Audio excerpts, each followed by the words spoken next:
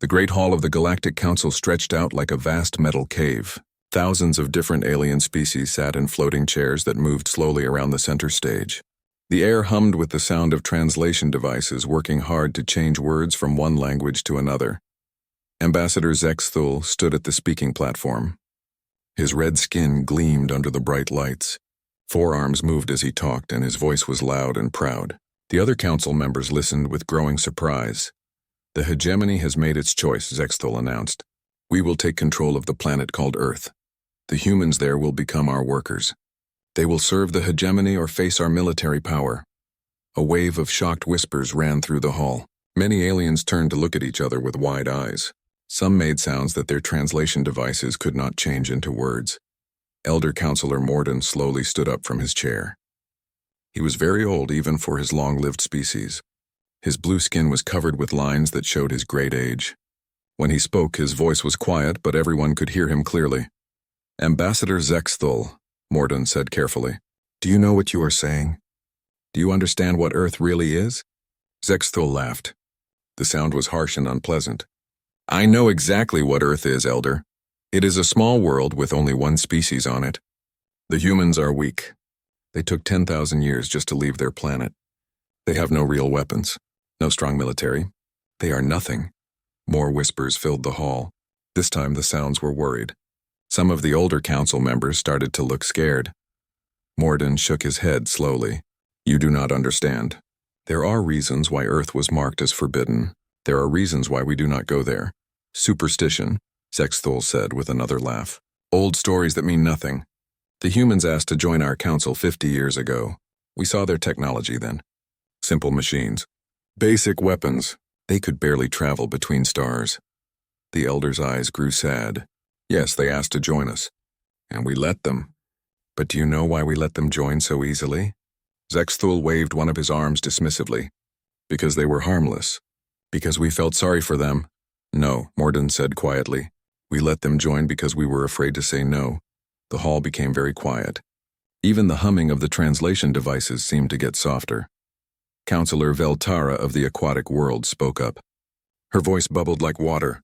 Elder Morden, surely you do not believe the old stories? The tales of the death world? Those are just myths. Morden looked at her with tired eyes. I am old enough to remember when those stories were not myths. I was young when the first warnings about Earth were placed in our records. The warnings that said to stay away. The warnings that called it a death world. But why? Asked Counselor Thekaron, his insect-like head tilting to one side. What makes Earth so dangerous? We have seen the humans. They are soft. They break easily. They live such short lives. That is what makes them dangerous, Morden replied. They know they will die soon, so they are not afraid to fight. But that is not the real danger. Zexthul made an angry sound. This is nonsense. I have studied the humans. They fight each other over small things. They argue about resources. They cannot even work together on their own planet. How can they threaten the hegemony? Because you do not understand what you are looking at, Morden said. His voice was getting stronger now. Tell me, Ambassador, what did you see when you looked at human technology? Primitive fusion drives, simple energy weapons, basic shields, nothing that can match our ships. And did you wonder why their technology seemed so simple? Zexthul paused. For the first time, he looked uncertain. What do you mean? Morden stood up fully now. Despite his age, he seemed to grow larger. A species that took 10,000 years to reach the stars should not have fusion technology at all. They should still be using chemical rockets. They should be hundreds of years away from energy weapons. But they had these things when we first met them. The hall was completely silent now. Every alien in the room was listening carefully. The humans, Morden continued, learned to split atoms before they learned to fly. They created weapons that could destroy their entire world before they built their first space station. They had wars that killed millions while they were still trapped on one planet. What kind of species does that? A violent one, Zexthul said, but his voice was not as confident as before. Yes, Morden agreed, but also a species that learns very fast. A species that takes the most dangerous path to solve every problem.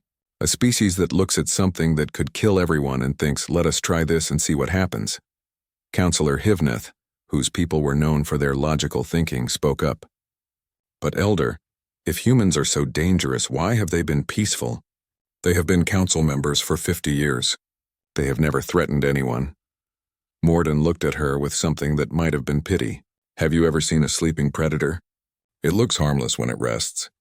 But what happens when you wake it up? Zexathol slammed one of his fists on the platform. Enough of this fear-mongering. The hegemony is not afraid of bedtime stories. We have the strongest fleet in the galaxy. We have conquered 100 worlds. We will not be stopped by one small planet of primitives. Then you will learn, Morden said sadly. He sat back down in his chair. But I pray that your lesson does not cost us all too much. The vote was called. Most of the council members voted to allow the hegemony to proceed with their invasion plan. The younger members thought the old stories were just myths. The older members were too afraid to speak against the powerful hegemony. As the session ended and the aliens began to leave, Morden remained in his chair.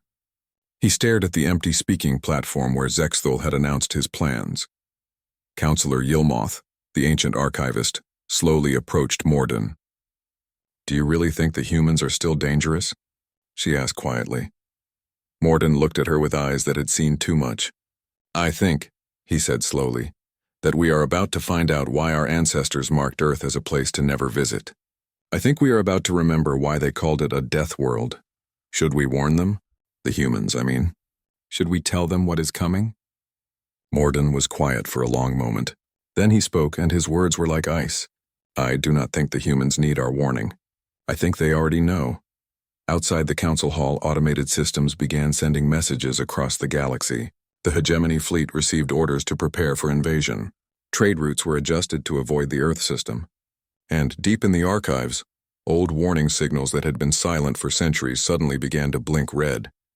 The galaxy was about to remember why some sleeping things should never be woken up. President Chen sat in the emergency meeting room deep under the White House. The walls were thick concrete and steel. No signals could get in or out without permission. Around the table sat the most powerful leaders on Earth. Their faces were serious as they watched the holographic message play for the third time. The alien ambassador's words were clear: surrender or face invasion. Become workers for the hegemony or be destroyed. The humans had 3 days to decide. How many ships are they sending? Asked General Morrison, the head of Earth Space Command. Intelligence says 200, replied Admiral Singh. Their best warships. They think it will be enough. Some of the leaders looked worried. 200 alien warships sounded like a lot. But President Chen was not looking worried. Instead, she was reaching for a red telephone that sat in a locked box.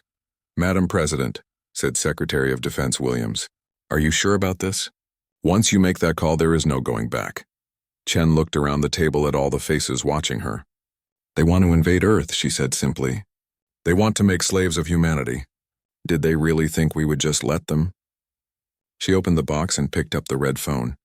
The line connected immediately. This is Artemis Base, came a voice that sounded like it was coming from very far away. We have been waiting for your call, Madam President. Authorization Omega Black, Chen said into the phone. Wake them up. All of them. Understood. Beginning revival protocols now.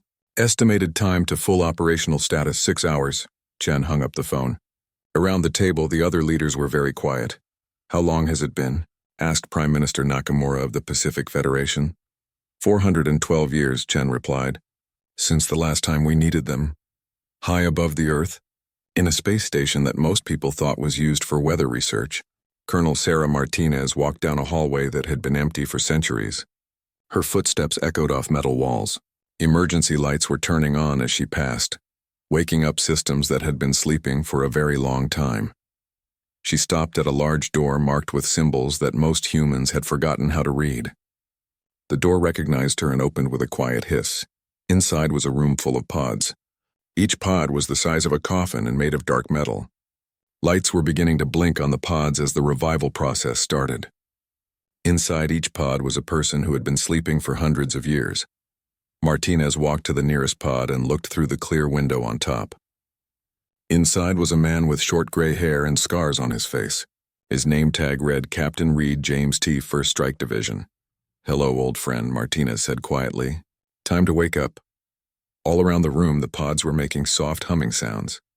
Machines were checking the people inside and slowly bringing them back to consciousness. These were the soldiers who had fought in humanity's last real war. The war that had ended with Earth's enemies completely destroyed, and humanity deciding they needed to be more careful about how they use their power. On the other side of Earth, deep under the Sahara Desert, massive doors were opening for the first time in centuries.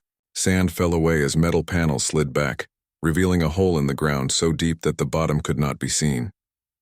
Technician Park stood at a control panel, watching lights turn green one by one.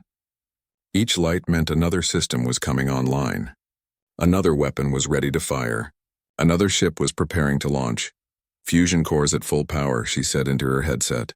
Launching preparation complete. All vessels report ready status. From the deep hole came a sound like thunder, but it was not thunder. It was the sound of engines that could push a ship faster than light itself.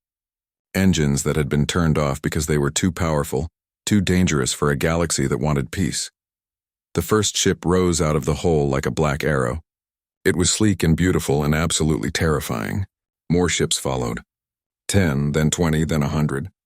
Each one was different, but they all had the same deadly grace. Similar scenes were happening all over Earth, in hidden bases under mountains, under oceans, even in orbit around the moon. Humanity's real military was waking up from its long sleep. Captain James Reed opened his eyes in his revival pod. The lid opened with a soft click and he sat up slowly. His body felt stiff from the long sleep, but his mind was clear. A young technician handed him a tablet with the current situation. Reed read quickly. Alien invasion fleet approaching. 200 ships. They thought Earth was defenseless, Reed smiled. It was not a nice smile. 200 ships, he said to the technician. That's cute. How many are we sending? Current deployment calls for 5,000 vessels, sir. The Admiral thought that might be enough. Reed laughed. 5,000? Against 200? That's not a battle, that's a massacre. I hope someone remembered to pack the capture nets. We're going to need prisoners to send back with the message. Around the solar system, more and more human ships were appearing. They came out of hiding places that the aliens had never detected. They uncloaked from positions where they had been waiting invisible for centuries. They rose from the surfaces of dead moons where no one thought to look. The ships were not like anything the Galactic Council had in their records. They were too fast, too well armed, too advanced. They used technologies that the galaxy had banned as too dangerous. Technologies that humans had never stopped developing. Admiral Martinez, now awake and in command of the fleet, stood on the bridge of her flagship. Through the windows she could see hundreds of other ships taking their positions. Each ship was crewed by people who had been soldiers in humanity's last war. People who remembered what it was like to fight for the survival of their species. Communications, she called out. Send a message to Earth Command. Tell them we are ready. Message sent, Admiral. Earth Command responds, make them remember why they quarantined us. Martinez nodded. Helm, take us to the edge of the system. It's time to greet our guests. The human fleet moved out toward the edge of the solar system. They moved in perfect formation, like a pack of wolves going hunting. Behind them, Earth continued its normal daily routine. Most people on the planet did not even know that an alien fleet was coming to invade them. But the ones who needed to know were awake now. The guardians of humanity were ready to do their job once again. And somewhere in deep space, an alien fleet was about to learn that there was a very good reason why Earth had been marked as a death world. The sleeping giant was awake, and it was not happy about being disturbed. Admiral Klaresh stood on the bridge of his flagship, the pride of hegemony. Through the large windows he could see the other ships of his invasion fleet, 200 of the most powerful warships in the galaxy, all ready to conquer one small planet. Admiral, called out his navigation officer, we are approaching the edge of the Earth system, dropping out of hyperspace in 30 seconds. Klaresh nodded. This would be easy. The humans had no real military. Their technology was primitive. They would surrender quickly when they saw the size of his fleet. 20 seconds to normal space, the navigator announced. Around the bridge, alien crew members prepared for battle. Weapons were charged. Shields were raised. Everything was ready for a quick victory. 10 seconds. Klaresh smiled. After today, the hegemony would control another world. The humans would work in their mines and factories. It would be profitable and simple, dropping out of hyperspace now. The stars changed from lines back to points of light. The fleet appeared at the edge of the solar system, ready for war. Claresh looked at his screens expecting to see empty space or maybe a few small human ships running away in fear. Instead, he saw something that made his blood turn cold. One ship. A single human vessel floating directly in front of his entire fleet. It was black as space itself and shaped like a blade. It was not very large, but something about it made Claresh feel afraid. "Sir," his communications officer said in a shaky voice, "the human ship is sending us a message." "Put it on screen," Claresh ordered. The main screen flickered and showed a human male sitting in what looked like a command chair. He had gray hair and calm eyes. He was wearing a simple blue uniform with no decorations. When he spoke, his voice was casual, like he was talking to friends. "Morning, folks," the human said with a slight smile. "I'm Captain Reed of the Earth vessel Consequence." "I'm afraid you've made a navigational error." Claresh stared at the screen. "A navigational error? Human," he said loudly. "I am Admiral Claresh of the Hegemony Fleet. You will surrender immediately or be destroyed." Captain Reed tilted his head slightly. "Surrender? Oh, I think there's been a misunderstanding. You see, you're the ones who are supposed to surrender." The human started to laugh. It was a quiet sound at first, but it grew louder. And as Claresh listened to that laugh, he felt something he had not felt in many years. Fear. "You think this is funny?" Claresh demanded. "You have one ship. I have 200. You are outnumbered and outgunned." Reed stopped laughing and looked directly at Claresh through the screen. "You might want to reconsider that. See, the thing about humans is, we've been really bored for the last few centuries." On Claresh's tactical screen, new contacts suddenly appeared. Hundreds of them. Ships that had been invisible were now showing themselves. They surrounded the Hegemony fleet completely. "That's impossible," whispered the tactical officer. "Our sensors didn't detect anything." "Of course they didn't," Reed said pleasantly. "We didn't want them to. Would have spoiled the surprise." Claresh looked at his screens in growing horror. The tactical display showed over 3,000 human ships. They had appeared from nowhere, using technology that should not exist. "This is impossible," Claresh said. "Your species barely has space travel. You cannot have this many ships." "Oh, but we do," Reed replied. "You see, when your people first contacted us 50 years ago, we were having what you might call a retirement party. We had just finished our last war and decided to take a break from all the violence. We thought it might be nice to try being peaceful for a while." Reed stood up from his chair and walked closer to his camera. "But retirement can be boring. And when you wake up a bunch of old soldiers who have been bored for 400 years, well, we get a little excited." On the tactical screen, the human ships were moving into attack formation. They moved with perfect coordination, like they were all controlled by one mind. "Look at your sensor readings," Reed suggested. "Really look at them. Tell me what you see." Claresh's science officer was already doing that. His voice was barely a whisper when he spoke. "Admiral, these energy readings, they're impossible. Some of these ships are reading power levels higher than our entire fleet combined. And the weapon signatures," another officer added. "Sir, I don't recognize half of these weapon types. The computers can't even identify them." Reed nodded approvingly. "That's because you've never seen them before. You see, when the galaxy decided that certain technologies were too dangerous to use, humanity just said, okay, and put them in storage. We didn't destroy them. We just took a vacation from using them." The captain walked back to his chair and sat down. "But vacation time is over now." Claresh was starting to understand that he had made a terrible mistake. "What do you want?" he asked. "Want?" Reed seemed to think about this. "Well, originally we wanted to keep enjoying our peaceful retirement. We were having such a nice time. But since you've gone and ruined that," Reed pressed a button on his chair. Around the Hegemony fleet, the human ships powered up their weapons. The energy readings went so high that several of Claresh's instruments simply shut down, rather than try to display numbers that large. "Now we want you to sit very still while we decide what to do with you," Reed continued. "You could try to fight, of course, but I should warn you, it's been 4 centuries since we had a good battle. We're a little out of practice. We might accidentally use more force than necessary." Claresh looked around his bridge. His crew was staring at their instruments in shock and fear. Some of them were quietly praying. "You cannot do this," Claresh said desperately. "The Galactic Council will not allow it. There are laws." Reed smiled again, but this time it was not a friendly smile. "The same council that voted to let you invade our planet. The same laws that said it was okay to make slaves of humanity. Reed shook his head. I think we're past worrying about laws now. The tactical officer suddenly called out in panic. Admiral, one of their ships just passed through our shields like they weren't there. On the screen, Reed looked interested. Oh, that would be the Phantom. She uses phase technology. Very useful for getting close to enemy ships without being detected. Phase technology is impossible, Klaresh said weakly.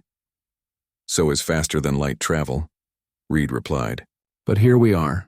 Amazing what you can accomplish when you're not afraid to experiment with dangerous ideas. More alarms started going off on the hegemony ships. Human vessels were doing things that violated the known laws of physics. Some were moving faster than light in normal space. Others were appearing in multiple places at once. A few seemed to be existing in several dimensions simultaneously. This is your last chance, Reed said, and his friendly tone was completely gone now. You can surrender your ships and return to wherever you came from with the message that Earth is still off limits. Or you can try to fight us and learn why the galaxy marked our world as a death world in the first place. Klaresh looked at his tactical display one more time.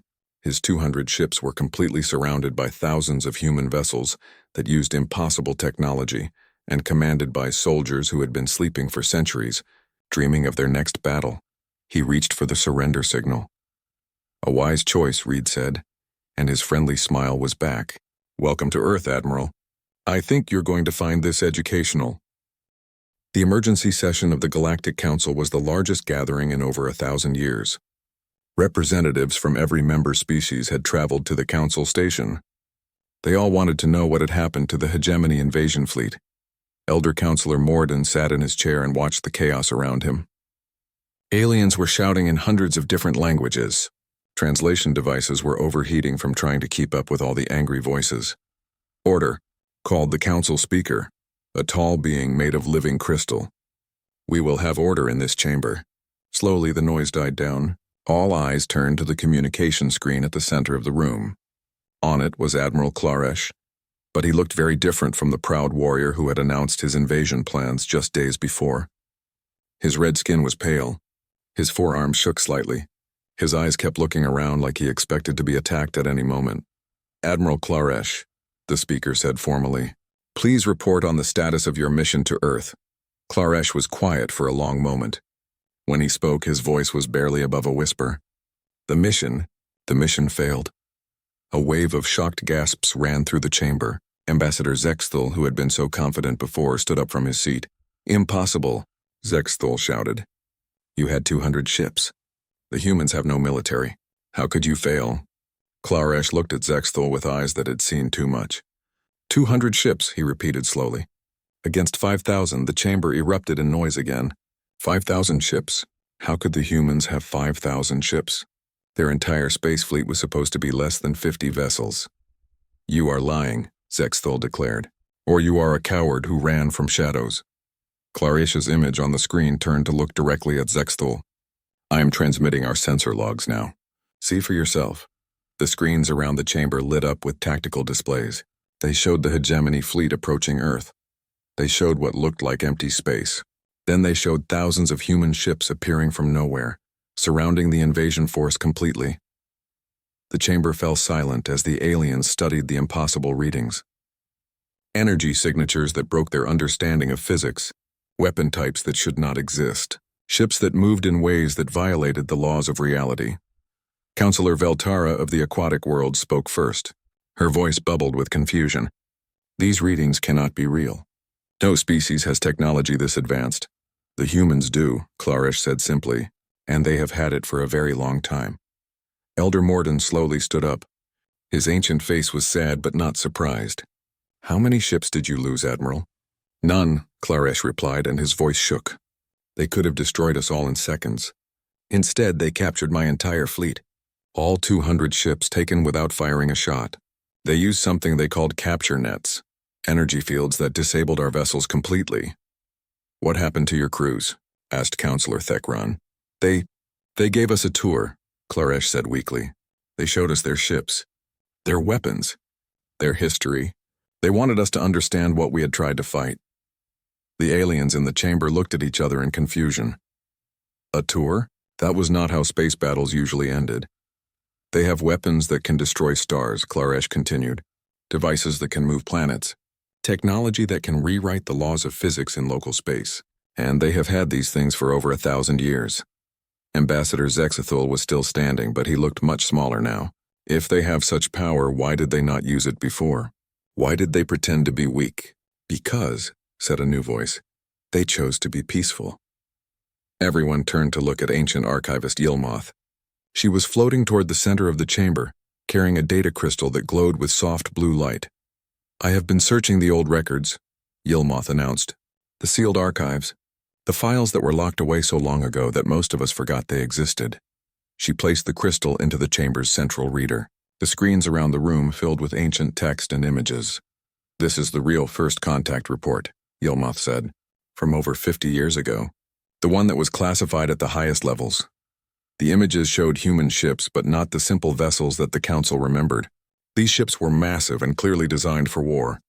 They carried weapons that the analysis teams could not understand. When we first encountered humanity, Yilmoth continued, they had just finished what they called the Final War. They had fought against something called the Devourers, a species that consumed entire solar systems. New images appeared. Recordings of battles that took place in deep space.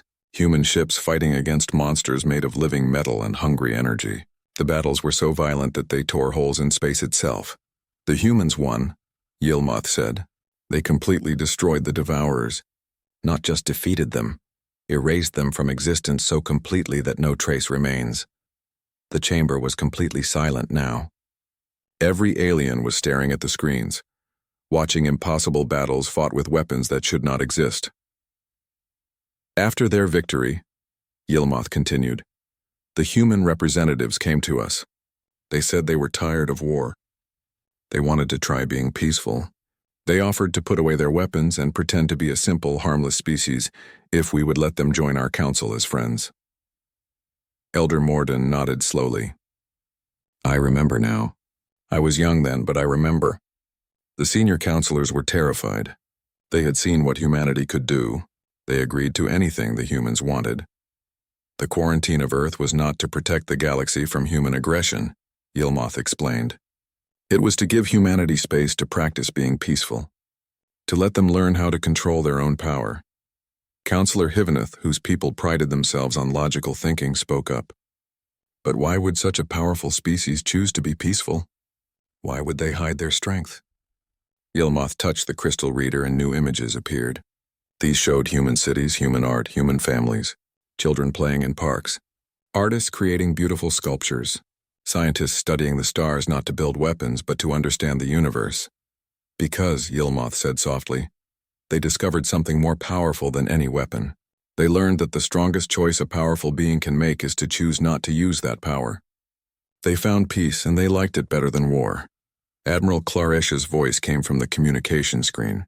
They told me something when they released my ships. They said they had been enjoying their retirement from being the galaxy's protectors. They said it had been nice to spend 400 years creating art and music instead of new ways to destroy their enemies. The Admiral paused, and when he spoke again, his voice was full of regret. Then I asked them what would happen now. Now that we had forced them to wake up their military again. What did they say? Elder Morden asked, though his face suggested he already knew the answer would not be good.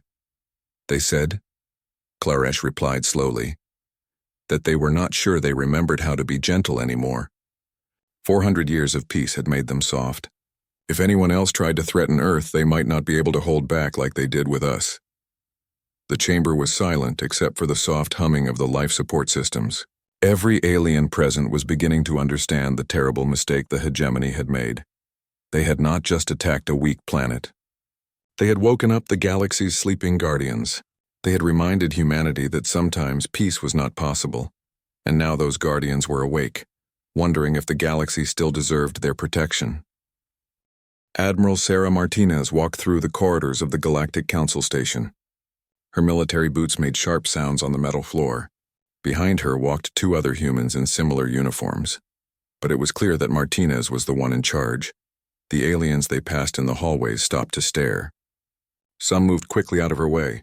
Others pressed themselves against the walls. Word had spread quickly through the station about what had happened to the hegemony fleet. Martinez carried a simple datapad in her left hand.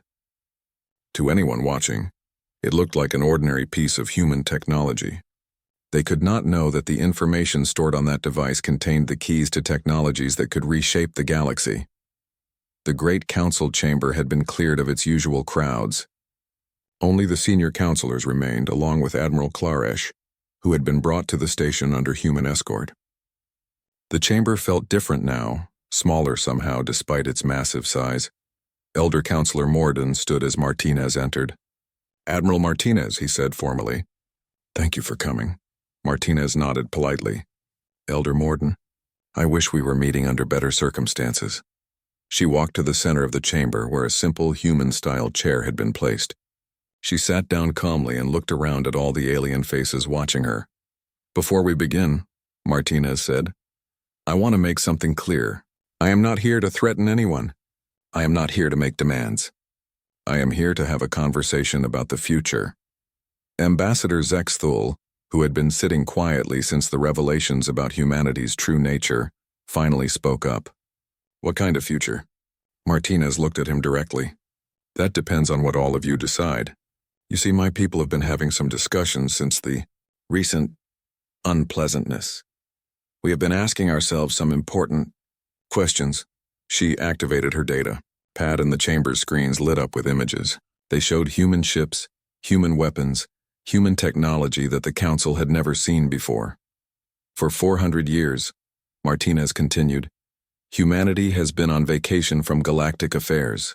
We put away our weapons of war and focused on art, science, philosophy. We learned to grow flowers instead of building bombs. We wrote poetry instead of tactical manuals." The images on the screens changed to show human cities, gardens, libraries full of books, concert halls where musicians played for audiences of thousands. "It was a good time," Martinez said, and there was real sadness in her voice. "A peaceful time. My people were happy. We had no enemies to fight, no crises to solve, no one trying to destroy us or anyone else." Counselor Veltara spoke carefully. "But that time is over now?" Martinez was quiet for a moment. "Someone attacked our home. Someone tried to make slaves of our children. That changes things." She stood up and walked closer to the council seats. Despite being just one human among hundreds of aliens, she somehow seemed to fill the entire chamber with her presence. "The question we have been asking ourselves," Martinez said, "is whether the galaxy has learned to take care of itself. Whether you need guardians anymore. Whether we can go back to our peaceful retirement, or if we need to, resume our old job." Ancient archivist Yilmoth floated forward slightly. "And what was your old job?" "Making sure that species like the Devourers never threatened peaceful worlds again," Martinez replied simply. "Making sure that no one conquered entire civilizations just because they could. Making sure that the strong protected the weak instead of exploiting them." Admiral Klaresh, who had been silent since Martinez arrived, finally spoke. "You could have destroyed my fleet completely. Why did you not?" Martinez turned to look at him. "Because destruction is easy, Admiral. Any fool with a big enough weapon can destroy things. Building something better, that takes real strength." She activated her datapad again. This time the screen showed technical specifications that made several counselors gasp in shock. Weapons that could crack planets. Engines that could move faster than thought itself. Defensive systems that could protect entire star systems. "These are just some of the projects we put into storage when we decided to retire," Martinez explained. "Project Starkiller. A weapon that can cause any star to go supernova. Project Reality Anchor. Technology that prevents other species from using certain types of physics in local space. Project Phoenix. The ability to restore dead worlds to life." She scrolled through more files. Each one was more impressive and terrifying than the last. "And this," she said, stopping at a file marked with symbols that seemed to hurt to look at, "is Project End of Things. We never finished building it, but the theoretical work was completed. It would allow us to uninvent anything we chose, remove it from reality so completely that it never existed in the first place." The chamber was completely silent. Every alien present was staring at the impossible technologies displayed on the screens. Martinez turned off the datapad and the screens went dark. "Now you understand what we put away when we chose peace. Now you understand what we could bring back if we decided that peace was no longer possible." Elder Morden spoke in a voice that was barely a whisper. What do you want from us? Martinez smiled, and for the first time since entering the chamber, she looked like a normal person instead of a force of nature. We want to go home. We want to go back to our gardens and our art galleries and our quiet libraries. We want to forget that we ever had to build weapons like these. And if we let you? Asked Counselor Thekran. Then nothing changes, Martinez replied. Earth remains a peaceful member of the Galactic Council. We continue to be the harmless little species that barely manages to fly between stars. We go back to pretending that our most advanced technology is basic fusion drives and simple energy weapons. And if someone else tries to attack Earth? Counselor Hiveneth asked.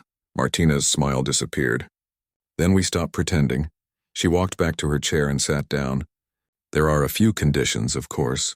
Small things, really. Such as? Elder Morden asked. First, the hegemony will formally apologize for their invasion attempt. They will also pay reparations to cover the cost of waking up our military. Do you have any idea how expensive it is to bring 5,000 warships out of storage? Admiral Klaresh nodded quickly. The hegemony agrees. Second, the quarantine zone around Earth will be expanded. We would prefer more space between us and the rest of the galaxy. Gives everyone more time to think before doing something foolish. Several counselors nodded. This seemed reasonable. Third, Martinez continued, and her voice became very serious. The true records of humanity's capabilities will remain classified. The galaxy does not need to know exactly what we are capable of. Fear is useful, but too much fear makes people do stupid things. And fourth? Yilmoth asked.